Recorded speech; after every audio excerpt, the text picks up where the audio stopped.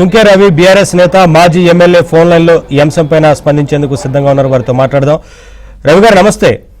నమస్తే. నమస్తే అండి. ఏంటండి, ఎలా చూస్తున్నారు? సస్పెన్షన్ కు గల కారణాలు, ఇతర అంశాల గురించి ఏం చెప్తారు? ఎలా రెస్పాండ్ అవుతారు? ఇవాళ బీఆర్ఎస్ పార్టీ తెలంగాణ రాష్ట్ర వ్యాప్తంగా ఉన్నటువంటి వాళ్ళందరూ కూడా కోరుకుంటున్నటువంటి పనే ఇవాళ అధిష్టానం ఆమెను సస్పెండ్ చేయడం చాలా మంచి జరిగిందనే బీఆర్ఎస్ కార్యకర్తలు చాలా సంతోషంగా ఉన్నారు. ఎందుకంటే ఆమెకు ఎంపీగా 2 సార్లు ఎమ్మెల్సీగా అవకాశం ఇచ్చారు.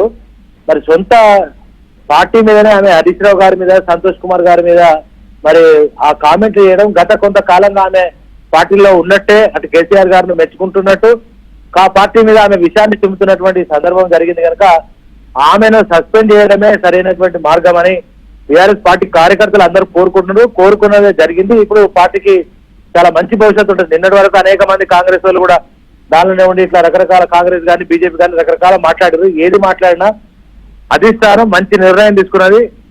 రానున్న రోజుల్లో బీఆర్ఎస్ పార్టీ ఏ ఎన్నిక వచ్చినా కూడా బ్రహ్మాండంగా తిరుగులేని విజయాన్ని సాధించడానికి ఇది ఒక మంచి నిర్ణయంగా మేము భావిస్తా ఉన్నాం.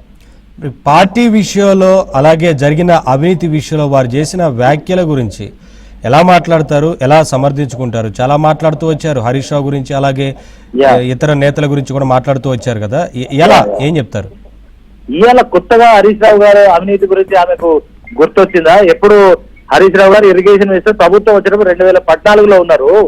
అప్పటి నుంచి ఈమె ఏం చేసినట్టు మీకు తెలియదా? ఇప్పుడు కావలసుకొని ఒక దురుద్దేశపూర్వకం మీద హరీష్ రావు మీద ఒక నింద వేయాలని బీఆర్ఎస్ పార్టీ మీద ఒక బురద తల్లి వెళ్లాలనేటువంటి కాన్సెప్ట్ ఆమె వ్యవహారం కనబడతా ఉంది. బీఆర్ఎస్ పార్టీ రాష్ట్ర వ్యాప్తంగా ప్రతి కార్యకర్త కూడా ఎదురు చూస్తున్నటువంటి విషయం ఆమె తొందరగా సస్పెండ్ చేయాలనేదే అనుకున్నట్టే అధిష్టానం చాలా మంచి నిర్ణయం తీసుకున్నారు. హరీష్ రావు గారు ఒక కడిగిన ముత్యం అండి. తెలంగాణ రాష్ట్రం రావడం కోసం కేసీఆర్ గారితో కొడుకుజన్ లాగా ఆనాడు పనిచేశారు. వచ్చిన తెలంగాణలో దేశానికి రోల్ మోడల్ అయినటువంటి కాళేశ్వరం లాంటి ప్రాజెక్టులు అనేక నిద్రపోలేదు. ఆయన ఒక 4-5 గంటలు నిద్రపోతే ఎక్కువ, అంత పార్టీ కోసం కానీ మరి అభివృద్ధి సంక్షేమం జరిగే దానిలో కేసీఆర్ గారితో కొడుకుజంగా ఉండి అభివృద్ధి కోసం సంక్షేమం కోసం కొట్లాడినటువంటి గొప్ప వ్యక్తిని పట్టుకొని ఇష్టం ఉన్నట్టుగా మాట్లాడిన సంతోష్ కుమార్ గారు కూడా మరి వారు కూడా కేసీఆర్ గారితో ఉద్యమకాలం నుంచి తన పర్సనల్ గా ఉంటూ కూడా పార్టీ ధ్యేయంగా పనిచేసే వాళ్ళ మీద ఆమెకు ఒక కుట్రపూరితంగా ఆమె బీఆర్ఎస్ పార్టీని వేరే పార్టీతో టైఅప్ అయిందని మేమందరం కూడా భావిస్తా ఉన్నాం.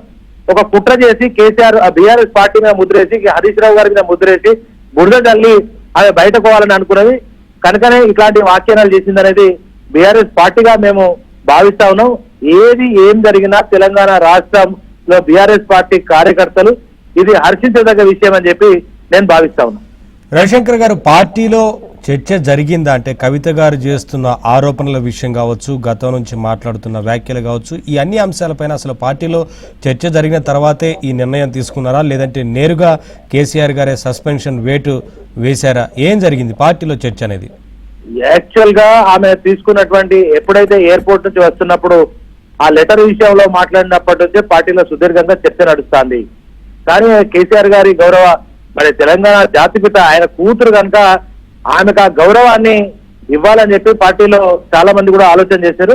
ఎట్టి పరిస్థితుల్లో ఇట్లాంటి వ్యాఖ్యలు చేయడం ద్వారా పార్టీకి తీవ్రమైనటువంటి నష్టం జరుగుతుందని పార్టీ పెద్దలందరూ ఆలోచన చేసే ఈ నిర్ణయం తీసుకున్నారనేది నా అభిప్రాయం. థ్యాంక్ యూ రవి గారు.